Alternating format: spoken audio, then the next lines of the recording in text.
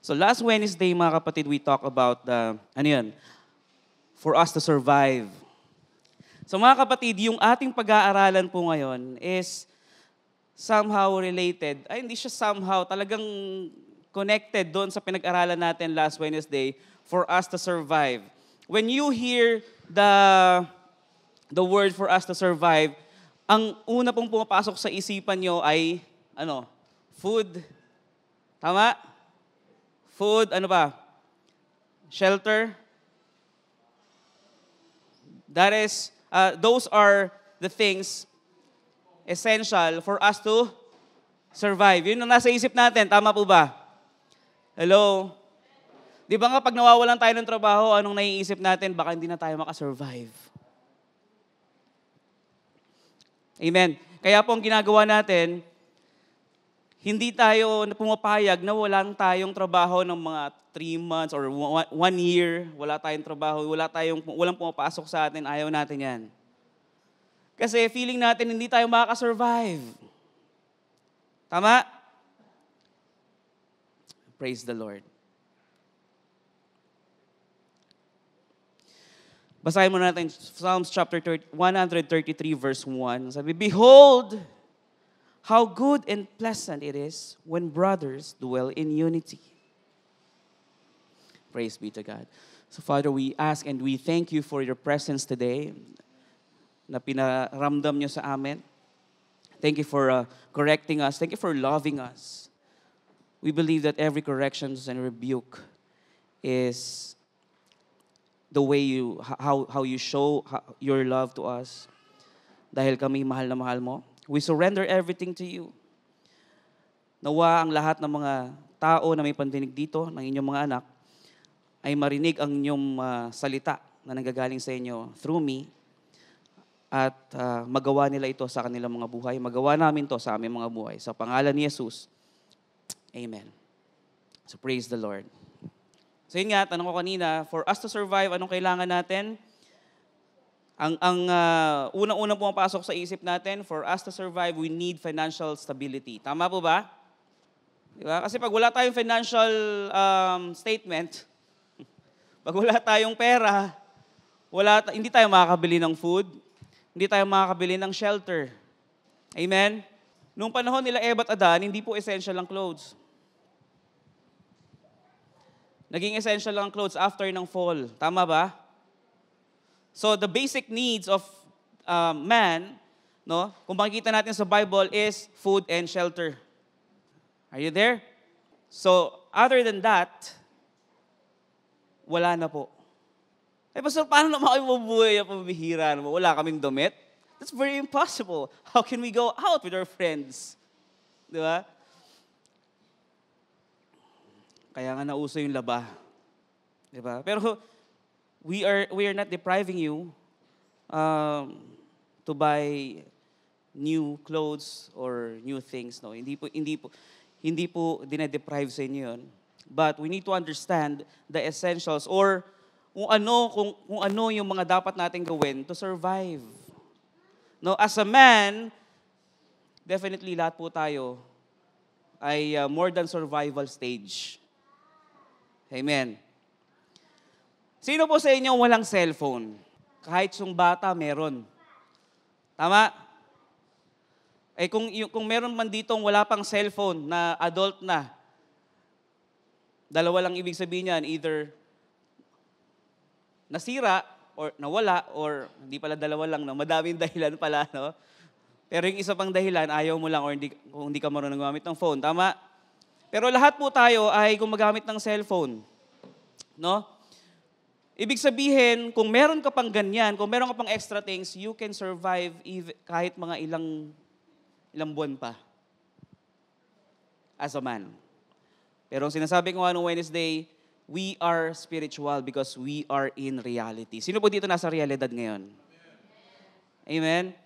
Di ba, ang sinasabi natin lagi, we have a dream. Sino po ditong gustong mabuhay sa panaginip? Di ba? Live in the dream. Live in the life. No? So, to cut the long story short, yung pinag-aralan po namin on Wednesday, for us to survive is we need a fellowship. Ay, pastor, grabe naman, napaka simple lang naman ng sinasabi mo. Fellowship lang pala eh. Malagi namin ginagawa yan. But, we need to understand, i-ano muna natin, no? Pasadahan muna natin ng mabilis lang yung pinag-aralan namin ng Wednesday kasi gusto kong maintindihan talaga ng bawat isa kung ano kahalagahan ng pakikipagtipan. Pakikisalamuha, yan, okay. So, ang kahalagahan ng pakikisalamuha. Yan. Ano yung pakikipagtipan? Communion?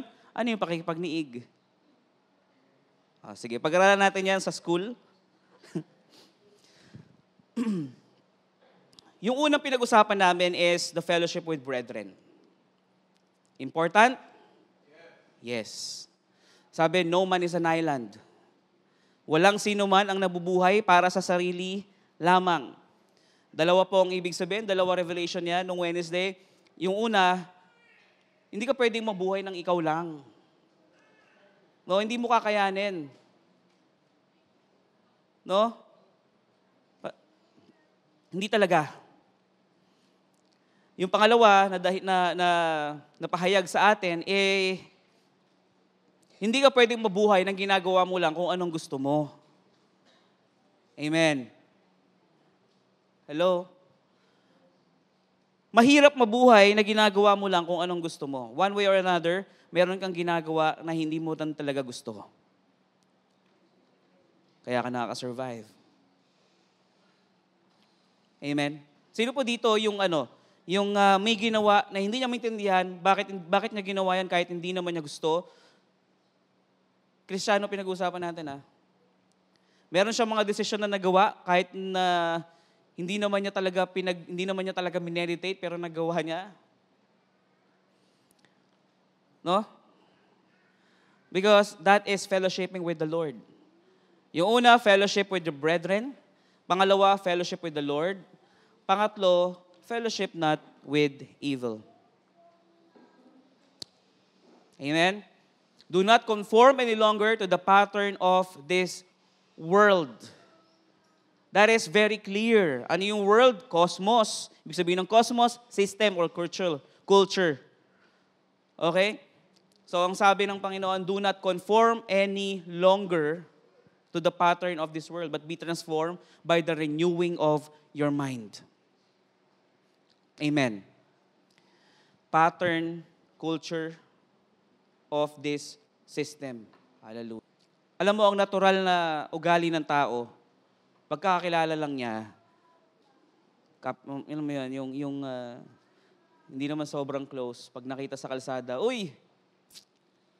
Tama? Pero pagka sobrang close kayo, magkita kayo sa isang lugar na hindi inaasahan, that is phenomenal for you. Tama? Ano ibig sabihin ng phenomenal? Bihira. Pambihira.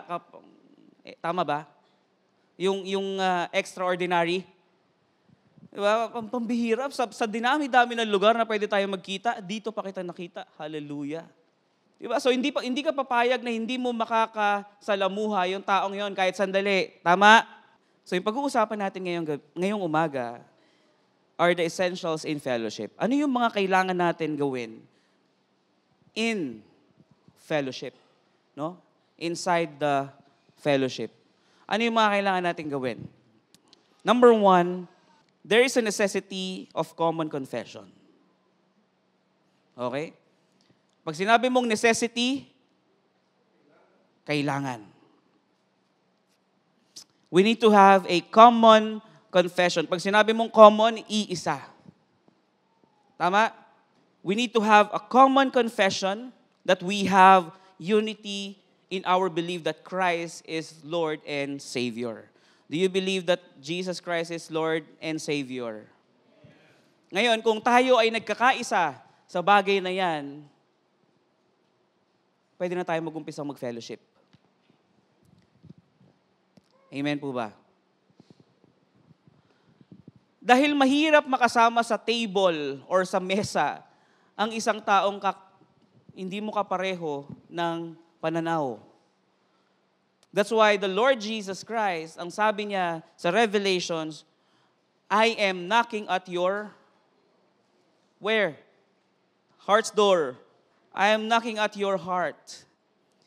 Na kung pagbubuksan mo ko, no? Kumakatok ako sa iyong puso, kung pagbubuksan mo ko, papasok ako at sabay tayong kakain. Make sense? Hindi ka sasamahan ng Panginoon kumain sa mesa kung wala kayong relasyon. Hello? That is another level.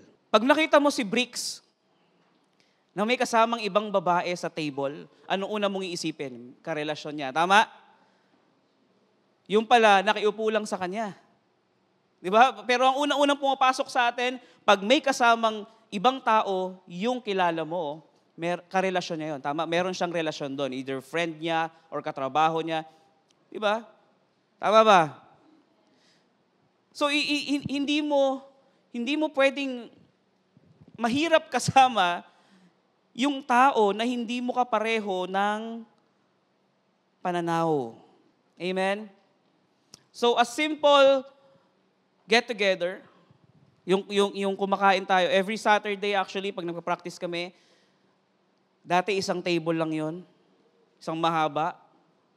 Ang sarap kumain, nag-fellowship kami, no? Nalalaman namin yung mga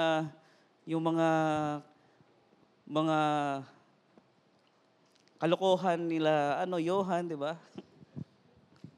Yung mga kagalingan ni Bronson, di ba? Yung sobrang galing niya magmotor, gusto niyang tagusin yung tricycle. Di ba? So, lahat yun nalalaman namin. Dati isang table lang yun. Alam mo yun, simple get-together, simple dining together is a form of fellowship. No? Eating together, riding together, sharing a ride together. Di ba? Makikisabay ka. That's a form of fellowship. Kahapon, sabi ko, Aston, tara, sabay ka sa akin. Sama ka sa akin. Magpapagupit ako. Hindi naman halatang bagong gupit ako. So, sinama ko siya for no reason.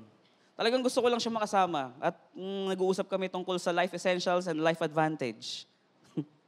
Usap kami. Sabi ko, practicein niya. Hindi siya umiimik.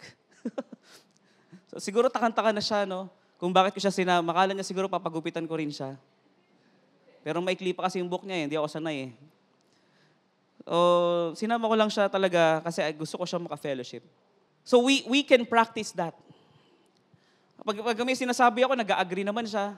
So we have a common confession. Amen? Kanina yung binasa natin, behold how good and pleasant it is when brothers dwell in unity. Siguro kaya kanina parang medyo clouded or medyo heavy, weighted yung spirit kanina, yung ambience kasi hindi tayo iisa ng kino-confess. Amen. We might sing along together in worship. Hello, are you there? We might sing along in worship together. But, yung laman ng puso natin hindi iisa. Sabi, behold how good and pleasant it is. It is good and pleasant sa paningin ng Panginoon pag yung mga anak niya is dwelling in unity. Kaya nga, when we understand the importance of unity and fellowship, ang sarap magpuri sa Panginoon. Amen? Yung iba, kumakanta, how good are you, God? Diba? Ano yung lyrics ng Good Grace? People come together, strange as neighbor, our blood is one. Sometimes we feel strangers. Tama? But our blood is one. Dahil lang dugong nananalaytay sa atin ay galing sa Panginoong Jesucristo. Hindi man to physical, hindi yung physical na dugo, but the spiritual blood na ibinuhos niya sa atin ay iisa. That's why we come here together, no? Yung iba nga dito, hindi pa alam kung anong pangalan di ba? Sino dito nakakilala sa kanya? Ang tagal na natin siya nakikita. Napapanood natin siya sa liga. Meron pang hindi nakakilala sa kanya. Tama? Bakit? Kasi kulang tayo sa fellowship. Ang liit lang natin na simbahan pero hindi pa natin siya kilala. Sino nakakilala sa kapatid ni Erica Gray? 4 sila dito magkakapatid. Alam nyo ba? Kilala nyo ba si Erica Gray? Yung secretary natin. Sino dito nakakilala kay Erica? Lahat naman tayo, kilala natin, no? Pero alam nyo ba na meron siya 3 kapatid na kasama dito tuwing linggo? Di ba? Si Shane, tapos yung isa, yung Etu, di ba? Si Gab, di ba? Si Shane, si Gab, nasa children. Simple lang. Lahat tayo dyan guilty. Huwag kayong mag-alala. Di ba? Ako din, hindi ko alam yung pangalan. Pero ngayon alam ko na, Shane, at saka si Gab. Alam mo kung bakit kailangan? Dahil pag isang araw, hindi nyo na sila nakita ng Sunday, wala na lang sa'yo. Tama? Pero pag nalaman mo yung pangalan niya, makikita mo, pambira, parang wala si Shane na. Anong gagawin mo next? Alam mo kung lahat tayo dito, we have a common confession and in unity, yung isang tao na hindi naka-attend ng Sunday, flooded ng message. Tama? But the problem is, yung isang tao na hindi nakapagsimba ng Sunday, ni isang message man lang, wala siyang matanggap. Ano mangyari? Dire-diretso na yun. Tama? Nakuha nyo? Yun ang rason kung bakit madalas merong mga taong hindi na nakakabalik. Kasi akala nila, galit sa kanila yung mga tao sa simbahan kasi hindi sila umattend. So anong reaction? Hiya. Tanungin mo sila kung ano yung rason nila, ba't di na sila bumabalik? Nahihiya po ako eh. Kasi akala nila, galit sa kanila yung tao sa simbahan kasi hindi na sila umattend. We need to understand that it is not about just your attendance. It is about the bond that we have in Christ. The moment you accepted Christ in your life, yun na yung umpisa na tayo ay magkapatid sa pananampalataya. Sa isang gathering, mga kapatid, lahat pinatawag ng nanay at tatay. Di ba? Kain tayo sa Gotokwahan. Pagdating namin doon, wala yung mga tao. Wala si Daniel. Yung pala hindi doon. Goto ang yaya ni mama. Goto pa rin naman pala yung kinainan namin, pero iba yung pangalan. Pag merong isang wala sa family, hinahanap. Tama? At hindi sapat yung nakita mo lang na wala, ay siguro may ganon. Hindi pwedeng puro conclusion lang. Hahanapin mo, tatawagan mo. Tama? That's the real family. Pag nakita mo, wala, anong ginagawa mo? Anong gagawin ng tatay? Anong gagawin ng kapatid? Tatawagan. Ba't kaya wala? Tawagin natin. Asan ka? May sore throat ako. Hindi ako maka-attend kasi may lalamunan ako. Amen? Tingnan mo Meron bang mga tao na nagkita sa isang lugar na hindi nila pinagkasunduan? Pag kayo ay nag-usap at kayo ay nagkita sa isang lugar, nagkasundo kayo, meron kayong agenda. Tama? Amos chapter 3 verse 3, sabi, do to walk together unless they have agreed to meet. Tara, walking tayo sa oval. That's a kind of fellowship. Amen? Common confession nangyayari. Ano yung mga yon? Ang buti ng Panginoon, no? Grabe. Biro mo, binigyan niya tayo ng chance to walk here while other people is struggling. Tama? Diba? Pero tayo, naglalakad tayo dito. Anong ginagawa natin? We are talking about the goodness of God. Common confession. And then, unti-unti, nagkakaroon na kayo ng unity. Diba? Pag nakita kayo sa church, you are so excited to meet that person kasi excited kang makita sa kanya yung kabutihan ng Diyos. Kanina nakita namin si Ninang, bumaba ng tricycle, papunta doon sa isang church. Alam mo, what I felt, I am proud. I am happy. I am glad. Kasi, nagpapatuloy pa rin siya.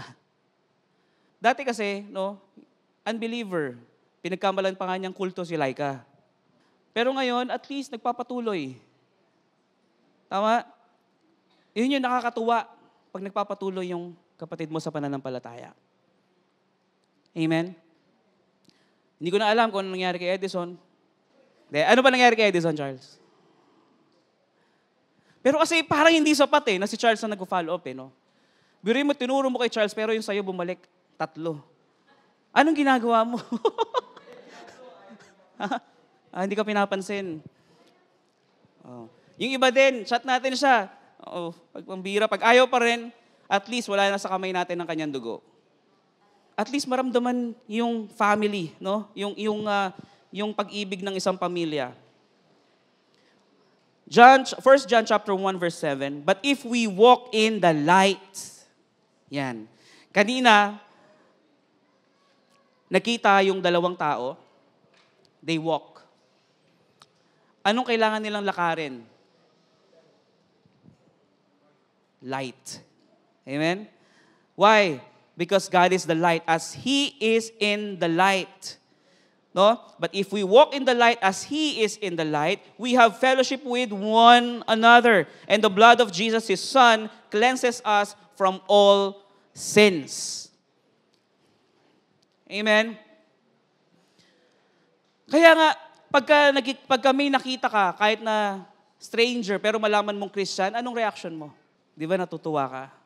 Pag pumasok ka sa isang lugar o sa isang cafe, narinig mo yung desert song. Kanina yung kinanta natin. Oy, Christian may-ari nito, praise the Lord. Bili pa tayo ng marami. Tapos nalaman mo, yung crew lang pala yung Christian, yung may-ari hindi. Anong gagawin mo? Di ba, pagka nalalaman mo na yung isang tao, Kristiyano din, natutuwa ka not because of religion, but because you know that they are your brothers in Christ. Brothers and sisters in Christ. Amen? Hallelujah. How much more yung nakakasama mo sa loob ng bahay? Siguro dahil sawa na tayo sa pagmumukha ng bawat isa. Kaya siguro parang wala na lang. No? Pag nakita mo sa kalsada, uy, saan ka punta? Dito lang. Okay, sige, ingat. Di ba? Tandaan nyo ito, mga kapatid. Pag si Johan nakita ko sa kalsada, hindi ako papayag na hindi ko yan makakasalamuha. Hindi talaga pwede. Hindi mo ma-imagine no? Iba yung bond na binigay ng dugo ni Kristo. Blood is thicker than water. Pastor, hindi ko naman kamag-anak yun Hindi ba kayo nagtataka na meron kayong kaparehas ng blood type? Minsan sa pamilya nyo, wala kang kaparehas dahil AB normal ka. Tama? Yung dugo mo, AB normal. No, so, saan ka maghahanap? Maghahanap ka ng donor. Merong lulutang na magdo-donate sa iyo ng dugo na compatible doon sa dugo mo. Hindi mo naman kamag-anak yun. Tama? Kasi tayo galing lang sa iisang lahi. Iisang lipi. Tama? Hello? Tama ba? Sino dito tumanggap na kay Kristo? Diba? The blood of Jesus is thicker than any blood. Amen? Kaya nga, madalas minsan kasama ko, pinsan ko, tas nakita ko yung kasama ko sa simbahan, mas mabigat yung dating sa akin. Mas parang mas pipiliin ko pa. Hindi pala mas pipiliin ko pa talaga yon. Amen. Madalas nga, yung mga kamag-anak natin, yun pa yung umuusig sa atin. Diba? Ba't mo sisiksik yung sarili mo doon? Dito mo ilagay yung sarili mo sa pamilya ng dugo ni Kristo. So, importante yung fellowship. Amen? Hallelujah. 1 Peter chapter 3, verse 8. Very maikli lang. Be ye all of one mind. Kailangan tayo iisa ng iniisip. Amen? Importante ito pag tayo ay nagfe-fellowship. Amen po ba? Ang hirap no? Pag nasa isang long table kayo, tapos may nag-suggest na isa, tapos yung isa ko kontra, kasi hindi sila iisa ng isip Diba? Sabi, suggestion lang, pero yung isa gusto nang i-rule out yung kanyang suggestion. Ay, hindi pwede yan, kasi ganito, hindi pwede. Hindi pwede kasi ganito, ganyan. So, mahirap. Tama? Hallelujah. Naintindihan po natin? Pangalawa, living in word and in deed. Yan. Kanina, we must have a common confession that God is good, God is great, God is our God, Lord Jesus our Savior and Lord. Amen? Ngayon, kailangan tayo mamuhay in word and in deed. Acts chapter 2 verse 42, that the people of the church devoted themselves to the apostles' teaching and the fellowship, to the breaking of bread and the prayers. Fellowshipping, mga kapatid, requires devotion. Amen? Kailangan ng devotion? Kailangan. Pag gumagawa tayo ng devotion, hindi lang to basta sinusulat mo lang kung ano yung nabasa mo, kung ano revelations na nabasa mo. That is meditation. Amen? Hello? Naintindihan po ba natin? Yung devotion is, you are devoting yourself. Binibigay mo yung sarili mo dun sa isang persona kung saan ka nagde-devotion. Kaya nga pag tayo gumagawa ng devotion, ibinibigay natin yung sarili natin sa Panginoon. Isinusuko natin ang sarili natin sa Panginoon. Tama? Yun po ang devotion. And comes the meditation. Amen? Now, the question is, are we devoted with each others as well? The sad reality is, yung iba, option na lang yung pagpunta sa simbahan. No? Siguro punta akong church ngayon kasi parang feel ko eh. Parang gusto mong pakita ngayon eh. Isipin nyo na lang mga kapatid, kung tayo ay devoted sa Diyos, pati doon sa kanyang brethren, ang hirap hindi umattend. Ang hirap hindi umattend. Tama. Ang hirap hindi umattend ng fellowship. Amen po ba? Di ba?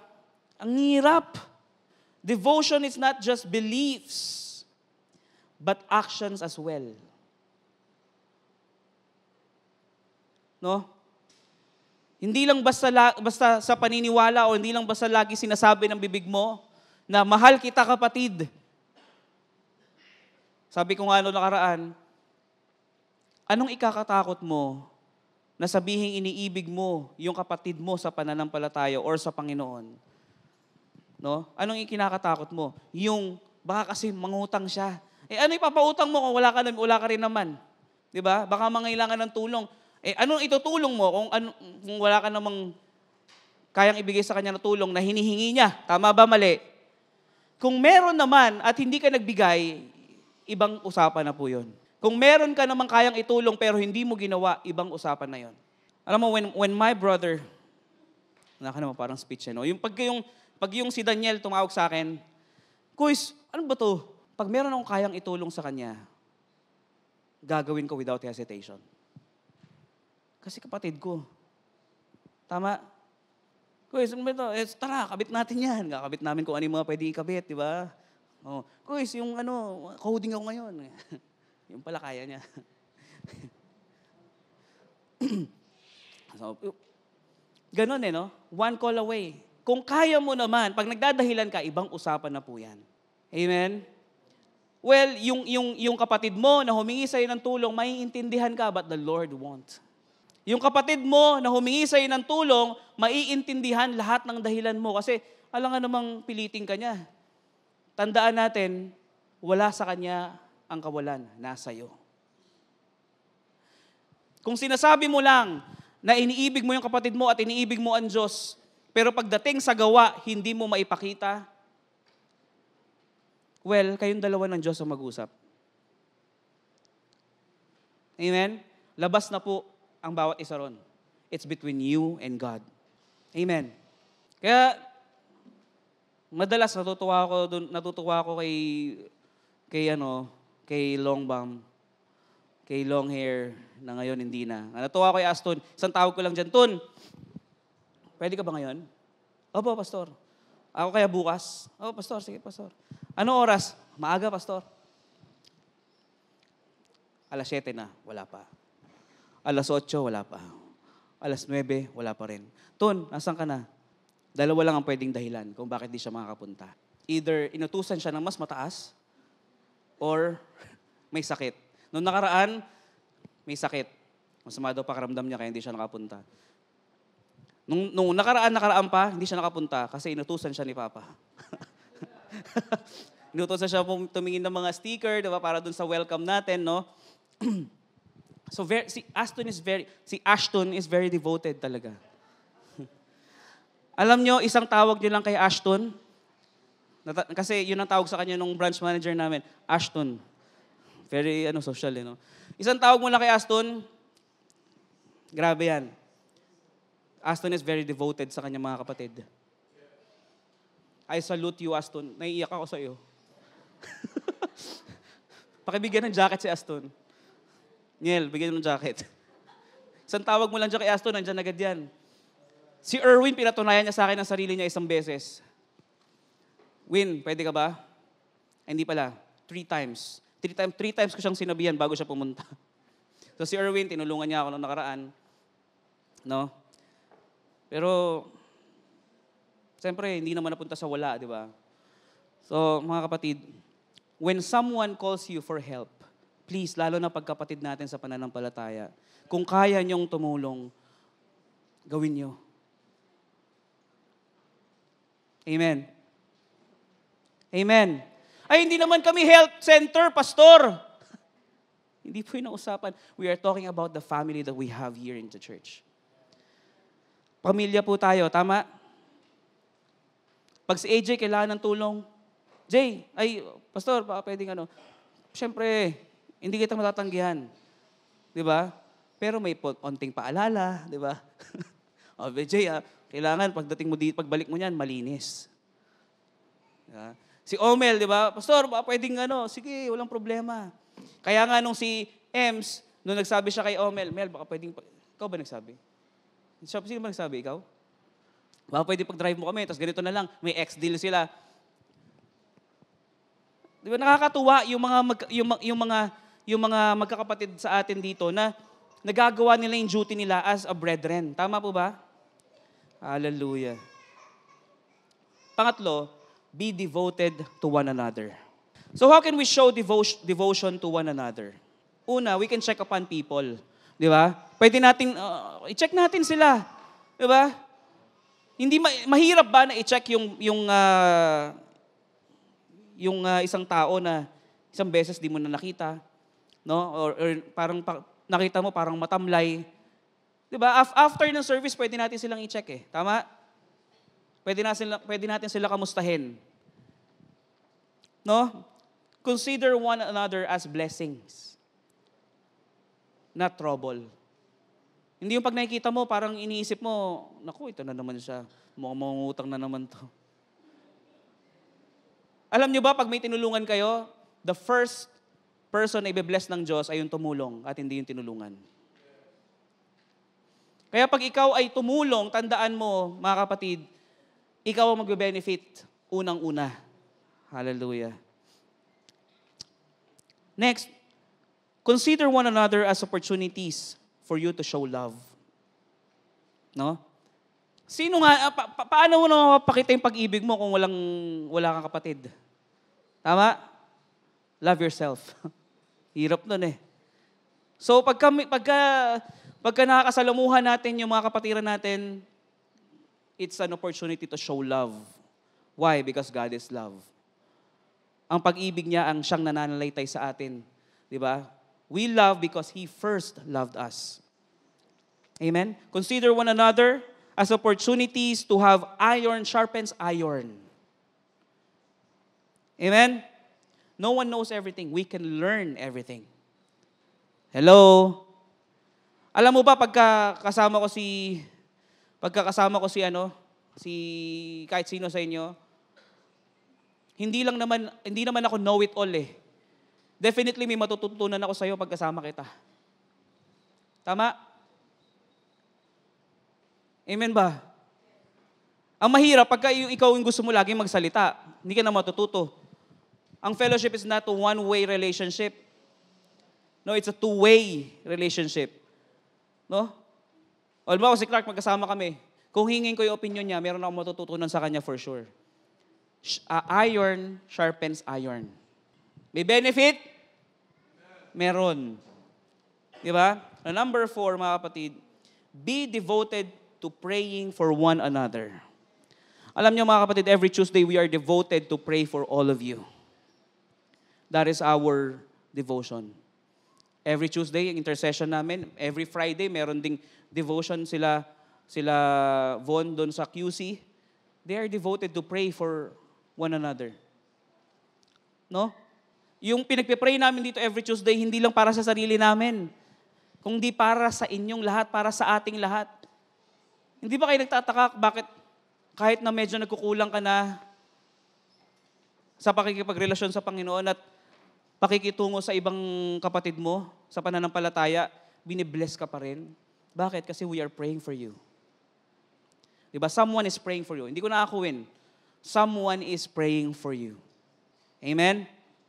Sino po sa inyo yung pinagpipray yung kanyang kapatid sa pananampalataya? No? Hindi mo naman pwedeng ipag-pray lahat, no? Pero at least meron kang isang tao na pinagpipray man lang dito sa church. No? Na devoted ka talagang ipag-pray yung taong yon kasi struggle ka, para nababurden ka doon sa sitwasyon niya. No? Please, ugaliin po natin yan. Number 5, be devoted attending the church. No? Ay, pastor, parang medyo religious. Mga kapatid, that is a practice. If you are devoted attending the church, you will gain more. Amen? You will gain more, you can confirm lahat na nangyari sa buhay mo. Diba? Kung tama pa ba or mali na. Kumbaga, nakakasunod ka sa plumb line. Kasi devoted ka attending the church. Diba? And here inside the church, dito tayo nagkakaroon ng fellowship. Kaya nga after ng service, take time, makipagkumusta po yung ibang mga kapatiran natin. Diba? Hindi yung nagmamadali tayo laging uuwi. No? Ang hirap naman nun. Diba? Hebrews chapter 10 verse 25 says, no, that we are not to forsake the assembling of the brethren, but we get even more understanding, looking at it all is in line with this. O, basahin natin chapter 10, verse 24 to 25. No? And let us consider how to stir up one another to love and good works. Kailangan ng good works, ng good deeds. Tama? Not neglecting to meet together, as is the habit of some, but encouraging one another, and all the more as you see the day drawing near. So the meeting together stirs up one another to love and good works. Amen? Hallelujah. Pastor, masyado namang na-emphasize yung fellowship. Yes, exactly. Yung pong in-emphasize natin ngayon. To love one another in fellowship. Kasi po, sa totoo lang, sa nakikita natin ngayon, kahit obserbahan ninyo,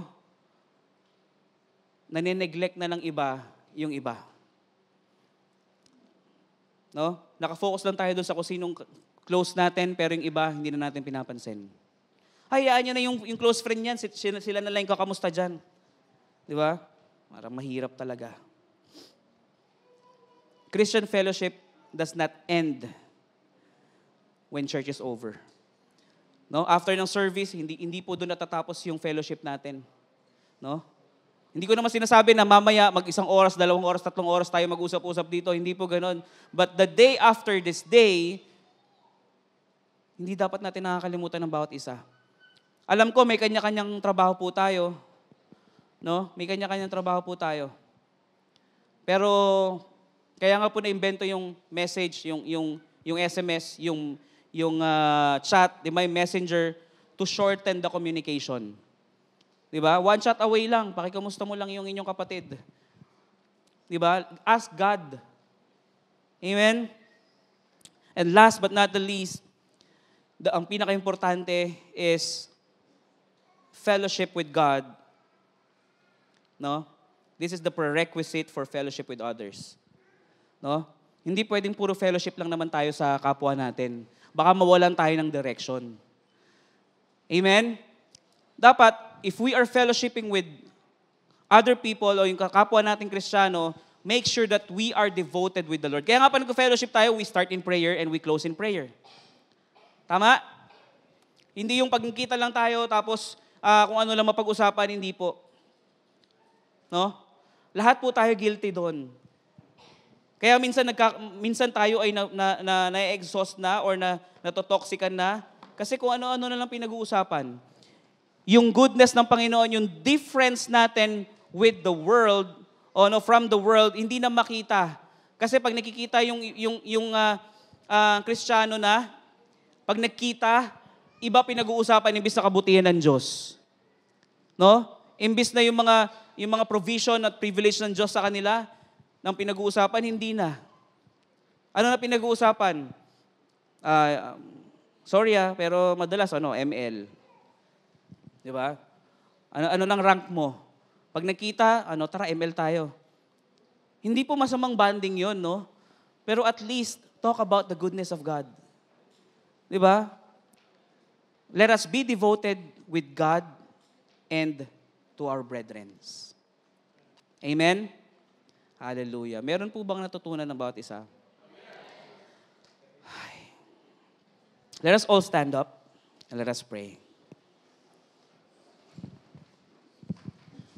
Father God in heaven, we thank you for this day.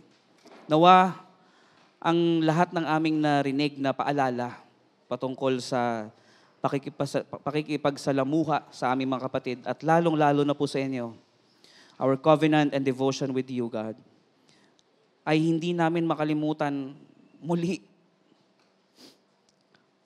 Nawa, lahat ng ito ay paalala mo sa amin na araw-araw. May the Holy Spirit be with us and may your victory be upon us sa aming mga buhay, sa pakikipagsalamuha sa aming mga kapatid at pakikipagsalamuha at pakikipagtipan sa inyong banal na Espiritu. Ito pong aming salmo at dalangin sa pangalan ni Jesus, ang lahat ay magsabi ng Amen. Amen.